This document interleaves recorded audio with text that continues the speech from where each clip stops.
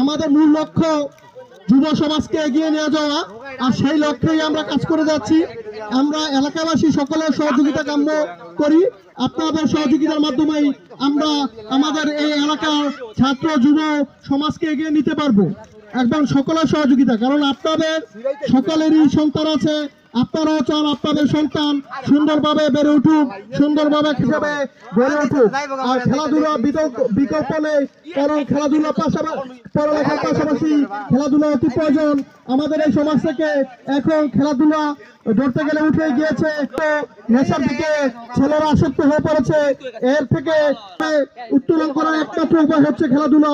তাই আপনারাও আপনাদের সন্তানদেরকে খেলাধুলায় আগ্রহ, সন্তানকে নিয়ে খেলাধুলার মাধ্যমে সেই বিষাক্ত মাদকাসক্ত থেকে দূরে রাখতে পারি, এবং আগামী প্রজন্ম হিসেবে আমাদের এই সন্তানদের, আপনাদের এই সন্তানদের, আমাদের এই ভাইদের নিয়ে আমরা এগিয়ে যেতে পারি।